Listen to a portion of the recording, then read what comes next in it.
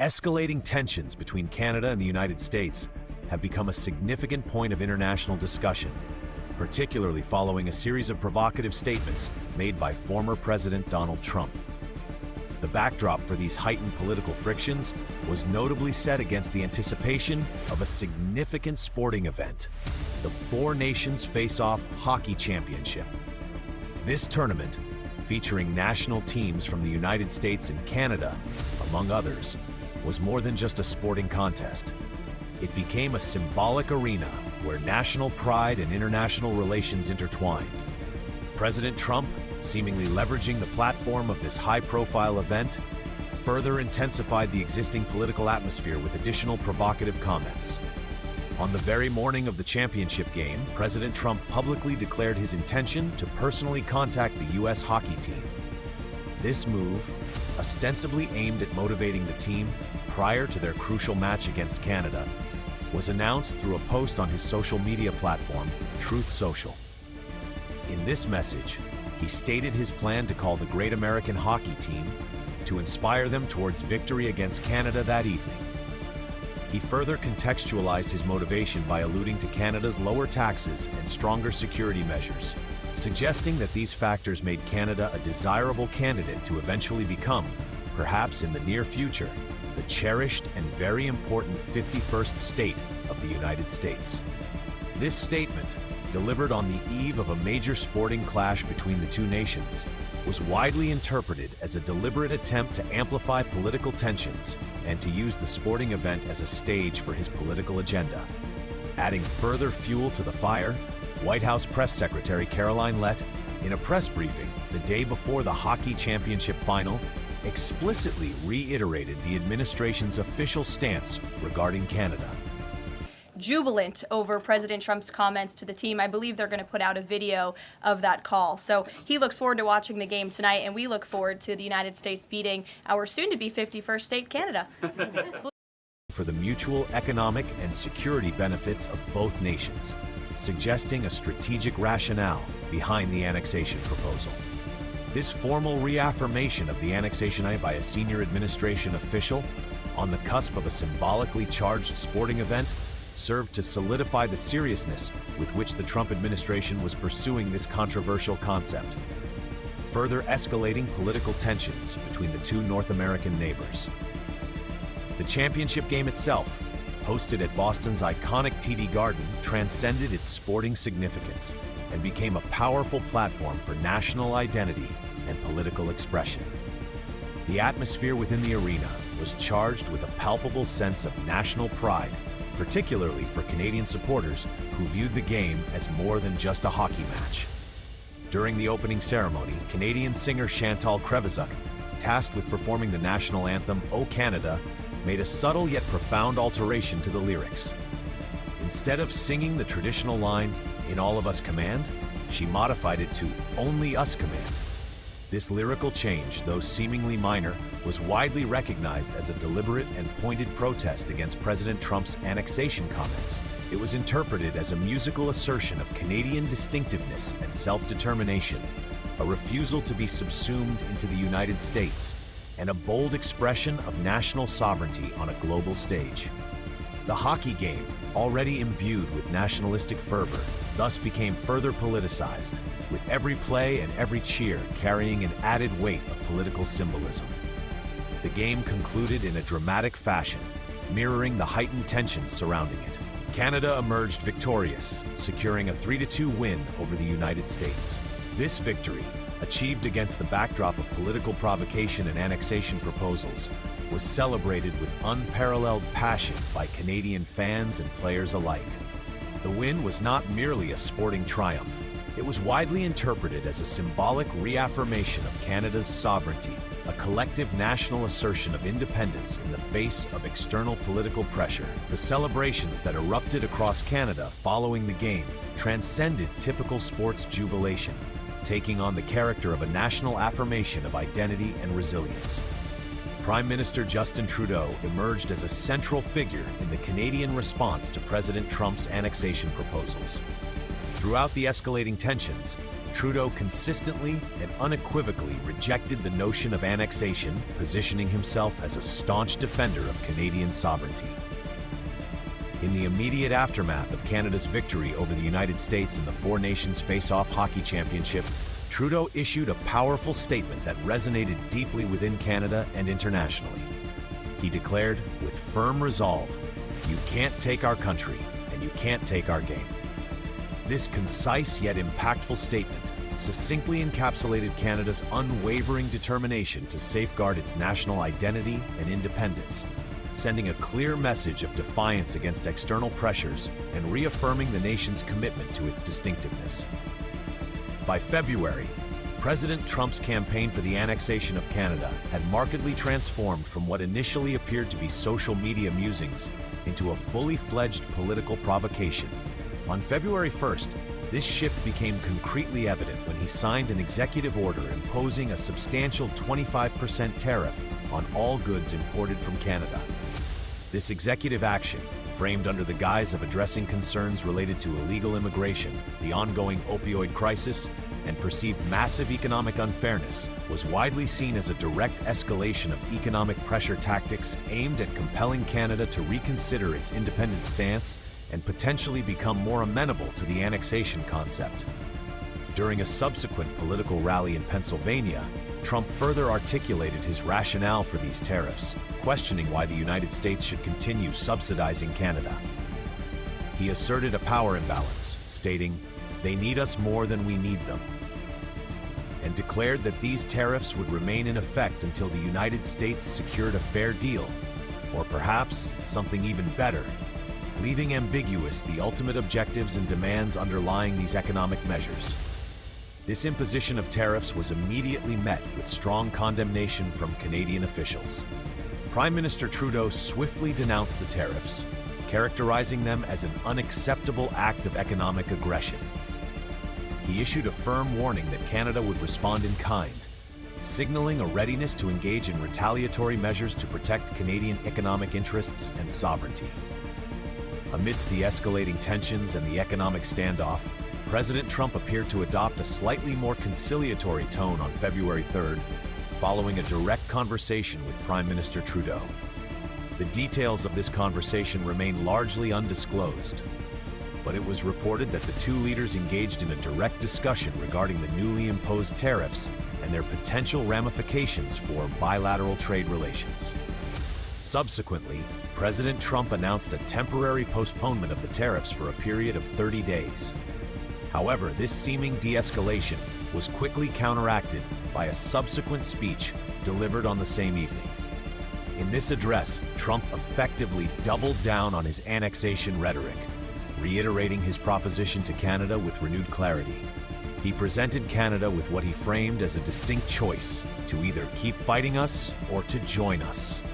He elaborated on the potential benefits of annexation, stating that if Canada were to become the 51st state, it would eliminate tariffs, resolve trade disputes, and end nonsense, portraying annexation as a path to a harmonious and mutually beneficial future, albeit under U.S. dominion. He concluded this proposition by describing the annexation of Canada as a beautiful thing, attempting to frame it in a positive and appealing light. The annexation issue took an unexpected and dramatic turn on February 9th, when President Trump participated in an interview with Fox News, broadcast shortly before the Super Bowl. During this interview, when directly questioned about the seriousness of his annexation proposal for Canada, Trump emphatically affirmed his position. "I'm absolutely serious," he stated, asserting the logic behind his proposition. "It makes perfect sense." He went on to characterize Canada as basically America, just colder, seemingly downplaying the distinct national identity of Canada and portraying it as a natural extension of the United States. In an attempt to further rationalize his stance, Trump claimed, "The people love me there," and expressed confidence that we could work out a great deal for them, believe me, suggesting that annexation would ultimately be in Canada's best interest, despite the lack of any indication of Canadian desire for such a union.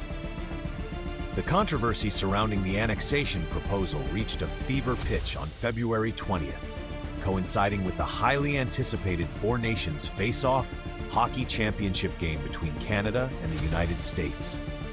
Just hours before the scheduled final game, President Trump once again utilized his social media platform, Truth Social, to disseminate a message that served to reignite the already intense debate.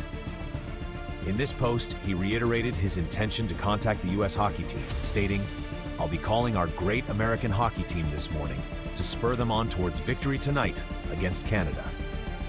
He then provocatively added, reiterating his annexation vision, that Canada will someday, maybe soon, become our cherished and very important 51st state.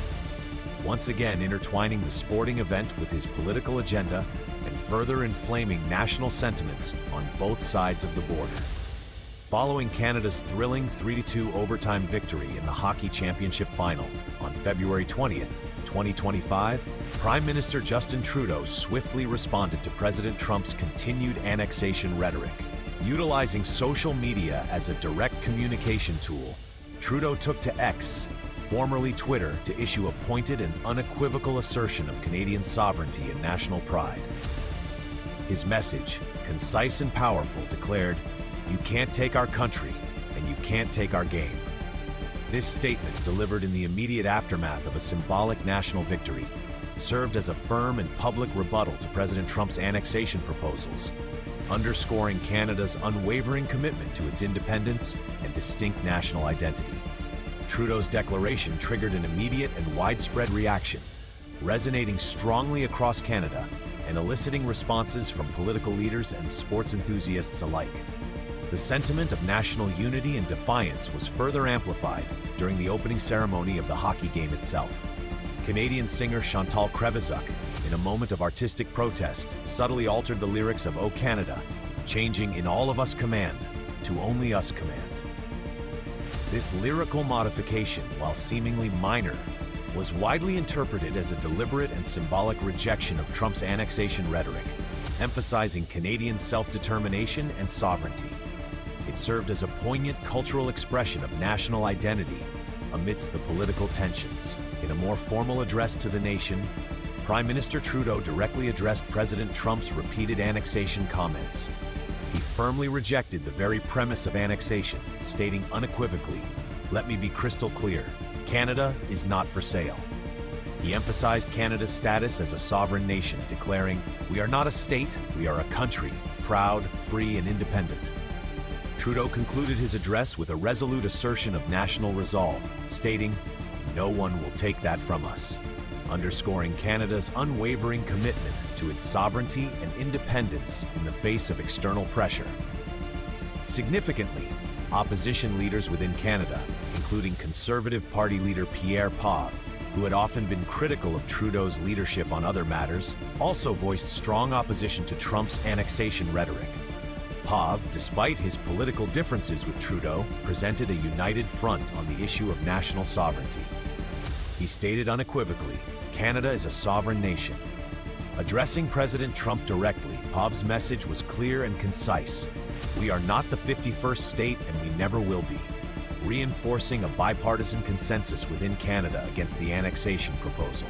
Poilievre reiterated this stance, emphasizing national unity and determination to resist any external encroachment on Canadian sovereignty. Defense Minister Bill Blair, speaking from Brussels following meetings with Prime Minister Justin Trudeau and NATO Secretary General Mark Rutte, further addressed President Trump's annexation remarks on an international platform. Blair characterized Trump's comments as offensive and disrespectful, but notably expressed confidence in Canada's capacity to safeguard its security and sovereignty. He stated, "I do not believe that represents a real threat to us," signaling a measured and confident response to the annexation rhetoric. Blair emphasized Canada's unwavering preparedness to defend its sovereignty, stating, "We've assured all of our allies we're prepared to stand up for our country." He also highlighted the critical importance of international unity and readiness in confronting such forms of aggression, reaffirming Canada's steadfast commitment to its national defense and its alliances within the international community. Member of Parliament Charlie Angus offered a particularly candid and pointed response to President Trump's annexation suggestion. In a televised interview with CNN, Angus directly criticized Trump's characterization of Canada, stating, "I think the issue is that Donald Trump is claiming Canada is a narco state." Angus vehemently refuted this claim, labeling it as a falsehood. "The man's a liar."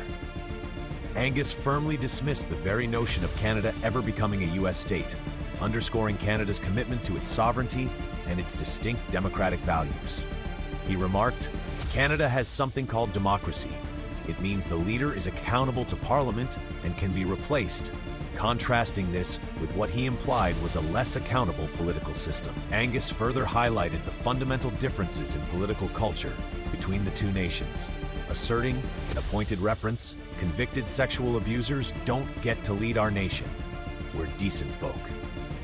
His remarks served as a powerful articulation of Canadian values and a firm rejection of any threats to Canada's independent status and democratic principles. In the immediate aftermath of President Trump's latest annexation remarks, a palpable surge of patriotism swept across Canada. Citizens throughout the country began displaying the Canadian flag with increased prominence, both at homes and in public spaces. Social media platforms became flooded with expressions of national identity, with Canadians from all walks of life using online platforms to articulate their pride in their country and their commitment to its sovereignty. Historians observing these events noted that this period marked one of the most significant and visible displays of Canadian national unity in recent memory.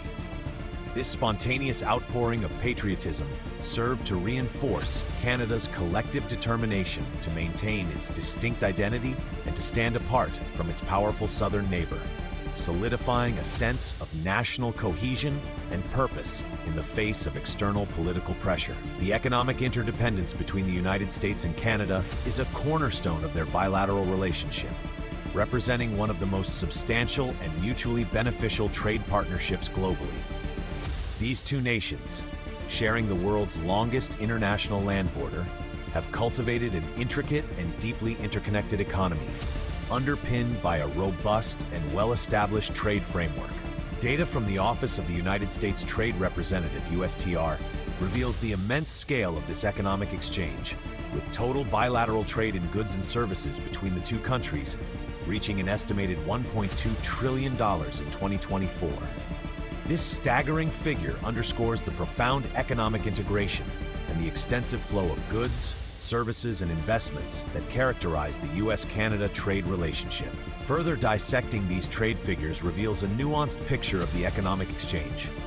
In 2024, U.S. exports to Canada amounted to $349.4 billion, while U.S. imports from Canada were valued at $412.7 billion.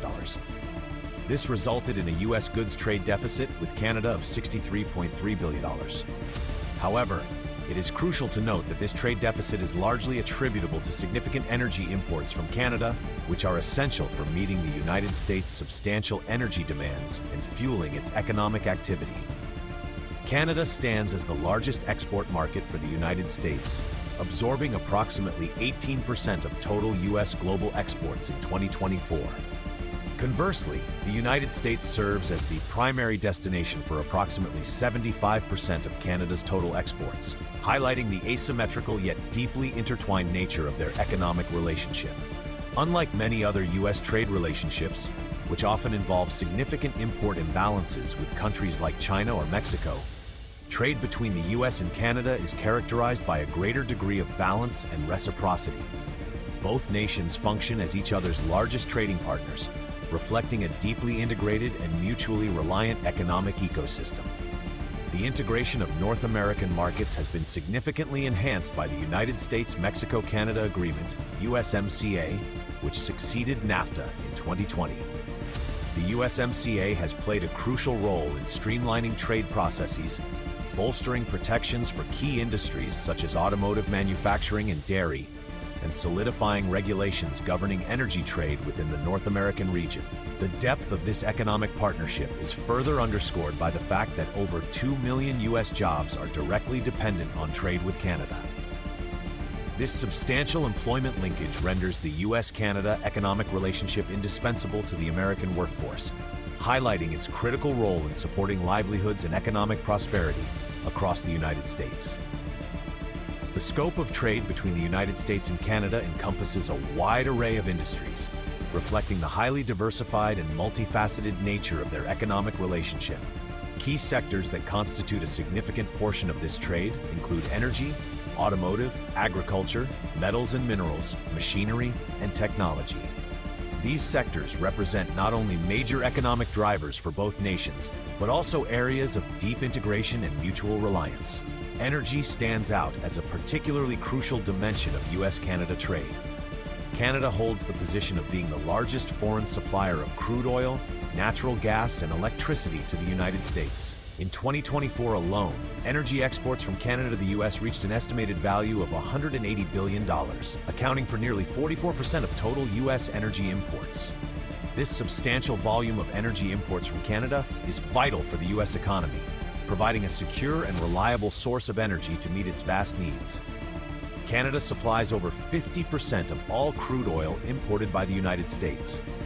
U.S. refiners, particularly those located in the Midwest, are heavily reliant on Canadian oil, as their refining infrastructure is specifically configured to process Canadian heavy crude oil. Beyond crude oil, Canada is also the largest provider of electricity to the U.S., facilitating significant cross-border power flows to numerous U.S. states, including New York, Michigan, and Minnesota. The automotive sector is another critical pillar of U.S.-Canada trade.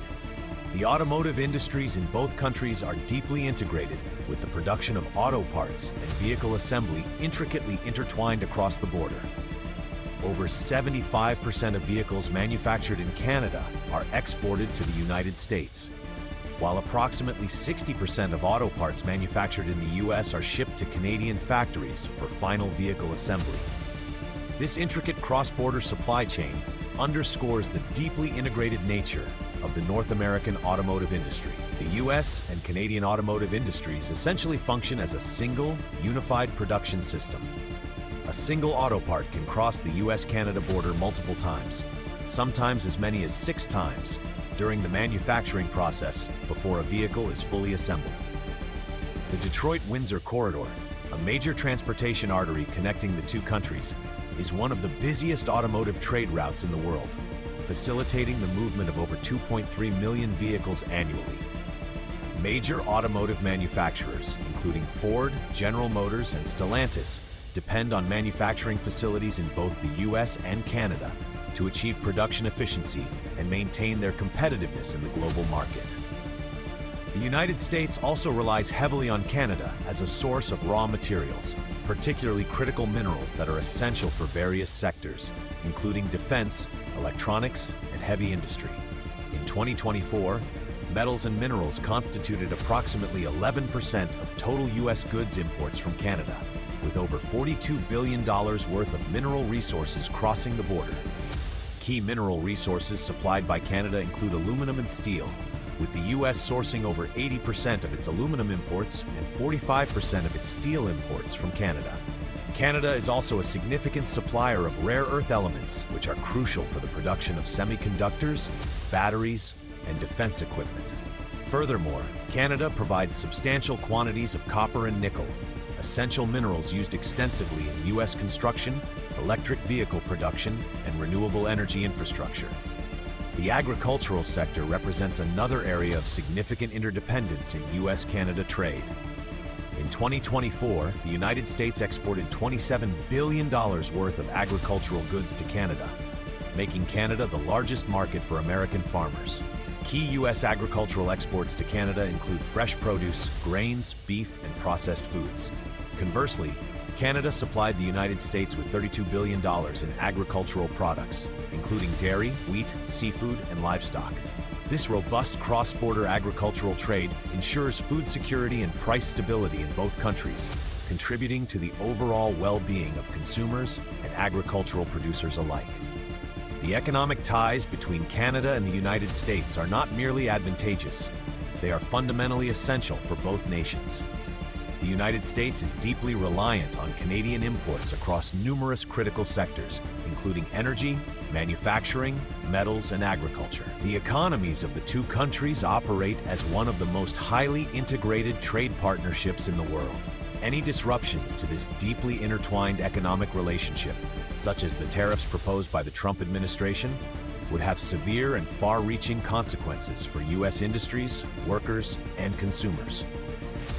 With over 2 million American jobs directly linked to trade with Canada and billions of dollars in essential goods flowing between the two nations daily, it is evident that the United States cannot afford to jeopardize this vital economic partnership.